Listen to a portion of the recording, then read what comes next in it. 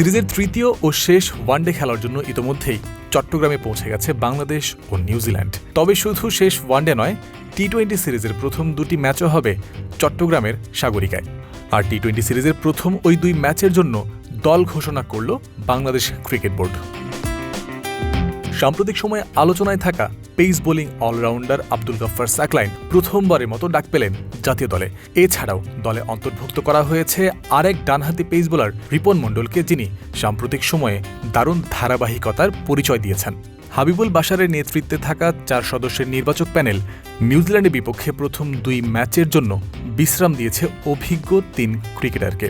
মুস্তাফিজুর রহমান, তাসকিন আহমেদ এবং নাহিদ রানা, এই 3 পেসারকেই তারা বিশ্রামে রাখার সিদ্ধান্ত নিয়েছে। এই 3 জন পেসারই বাংলাদেশের হয়ে চলমান ওয়ানডে সিরিজে খেলছেন। তাদের ওয়ার্কলোড থেকে শুরু করে রিকভারি সবকিছু বিবেচনায় রেখেই বিশ্রাম দেওয়ার সিদ্ধান্ত নিয়েছে নির্বাচক panel. Wow, so clean.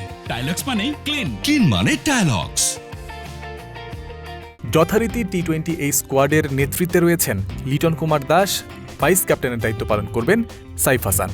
Ripon মণ্ডল ও আব্দুল গফফার সাকলাইনকে টি-20 স্কোয়াডে যুক্ত করার খবর এক প্রেস বিজ্ঞপ্তি দিয়ে বিসিবি জানিয়েছে। প্রধান নির্বাচক হাবিবুল বাশার সুমনও দিয়েছেন এর ব্যাখ্যা। আপনার সম্ভবত টি-20 দলটা পেয়ে গেছেন। এটা আমাদের প্রথম দুটি টি-20-র জন্য দেওয়া হয়েছে।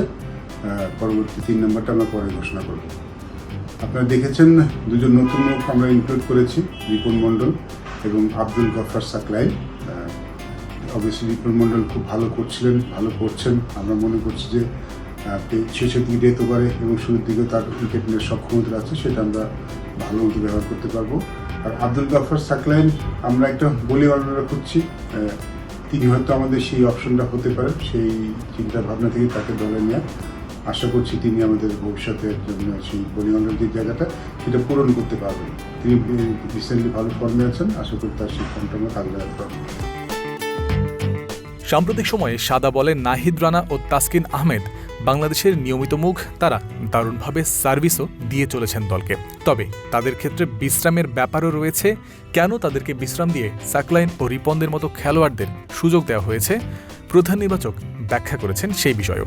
অবশ্যই আমরা কিছু নতুন মুখ দেখতে চাইছি টি-20-তে। এই জন্য হয়তো আমরা একটু বিশ্রাম দিয়েছি নাহিদ রানাকে, তাসকিনকে। নাহিদ রানা অবভিয়াসলি ওয়ানডে ম্যাচের পরে তার একটু বিশ্রাম দরকার আছে টেস্ট ম্যাচের আগে। অ্যাট দ্য সেম টাইম টি-20-তে আমরা কিছু নতুন মুখ ট্রাই করবো, সেই ভাবনাতেই আসে 2 জনের দলে আসা। আর বাকিরা তো সাইফুদ্দিনই যে আরেকজন অলরাউন্ডার আছেন, ব্যাটিংয়ে তো যারা আছেন তারা সবাই আছেন, আগে যারা ছিলেন। তো সেখানে আমরা তাদের উপরটা পরিবর্তন করিনি। আশা করছি আমাদের দলটা এবার টি-20 সিরিজটা ভালো করবে। ক্যাপ্টেন লিটন দাস ছাড়া নিউজিল্যান্ডের বিপক্ষে ঘোষিত টি-20 স্কোয়াডের বাকি সদস্যরা হলেন পারভেজ হোসেন ইমন, তানজিদ হাসান তামিম, সাইফ হাসান, শামীম পাটোয়ারি, তাওহিদ হৃদয়, নুরুল হাসান সোহান, শেখ মেহেদি হাসান, নাসুম আহমেদ, রিশাদ হোসেন, শরীফুল ইসলাম, তানজিম হাসান সাকিব, রিপন মণ্ডল, সাইফুদ্দিন এবং আব্দুল গফফার সাকলাইন। জয়ন্ত বিন্দু, ক্রিক ফ্রেন্সি।